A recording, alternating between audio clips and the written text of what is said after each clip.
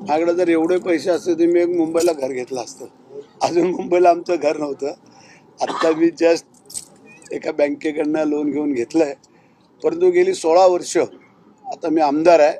पण तुम्ही चौकशी करायची, कुठल्याही चौकशीला आम्ही सामोरं जायला तयार आहोत. उद्धव ठाकरे यांच्या शिवसेनेचे नेते अंबादास दानवे यांनी शिंदे सेनेचे आमदार महेंद्र दळवी यांच्यासमोर नोटांचे बंडल असल्याचा व्हिडिओ व्हायरल केला होता. त्यानंतर आता रायगडमधील शेकापच्या नेता चित्रलेखा पाटील यांनी देखील एक व्हिडिओ समोर आणला होता. त्यामध्ये एकनाथ शिंदे यांच्या शिवसेनेचे मंत्री भरत गोगावले मोठ्या रकमेसह दिसत आहेत. मंत्री गोगावले यांच्या समोर मोठ्या प्रमाणात नोटाचे बंडल असल्याचा या व्हिडिओमध्ये दिसत आहे. दरम्यान या व्हिडिओ बॉम्ब नंतर राजकीय वर्तुळात चांगलीच चर्चा रंगली. त्यानंतर मंत्री भरत गोगावले यांनी त्या व्हिडिओवर स्पष्टीकरण दिलं आणि आज त्यावर वरिष्ठांनी लक्ष द्यावं असंही ते म्हणाले. अजून आम्हाला त्यातलं काय कळलेलं नाही.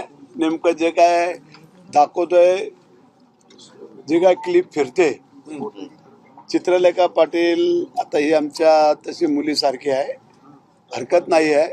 तिने काय खात्री केली, कुठून मिळवलं, काय केलं ते अजून मलाही काय माहिती नाही. माझ्याकडे जर एवढे पैसे असते तर मी एक मुंबईला घर घेतलं असतं. अजून मुंबईला आमचं घर नव्हतं. आत्ता मी जस्ट एका बँकेकडनं लोन घेऊन घेतलं आहे.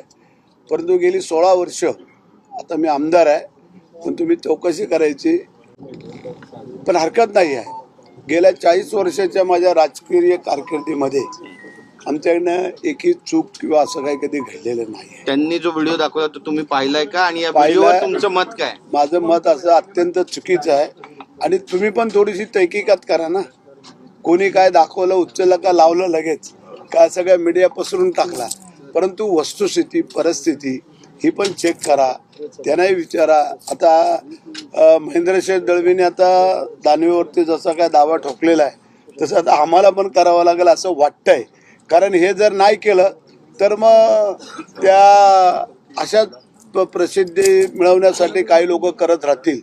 आणि म्हणून करता मला वाटतंय की एक दोघांना चेकमेंट दिल्याशिवाय या त्यांच्यावरती केस टाकून मला वाटतं त्याशिवाय दुसरा काय पर्याय नाही असं आम्हाला वाटतं. मला बदनाम कोण करू पाहताय? शिवसेनेच्याच मंत्र्यांना आणि आमदारांना टार्गेट केलं जाते का? रायगड जिल्ह्यामधूनच अशा पद्धतीचे व्हिडिओ बाहेर येत आहेत. त्याच्या मागे नेमकं कोण असावं असं तुम्हाला वाटतं? तुम्हाला कोण बदनाम करतं? कोण असावं किंवा काय नाही. आता तिने दाखवलंय, तिला कुठं मिळालं, कुठनं तिने काढलं, एवढे पैसे दाखवत आहेत. 2 बॅगा मध्ये भिंत दाखवत आहेत. माझा इकडं फोटो, वा रे वा.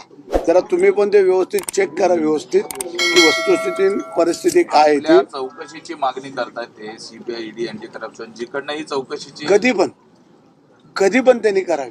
कुठल्याही चौकशीला कुठल्याही चौकशीला आम्ही सामोरं जायला तयार आहोत. पण काय आठवलं तुम्हाला कुठला व्हिडिओ आहे? कारण मर्ज केलाय तुम्ही म्हणताय की कुठला व्हिडिओ? अरे आता एवढा पैसा जर माझ्याकडे असता तर मी मगाशीच सांगितलं असतं. आम्ही नावाने शेठ आहोत, पैशाने शेठ नाही आहे. दादा ते जर विचार करत असतील तर चांगली बाब आहे. आम्हाला काय हौस नाही वाद करत हे करायचं.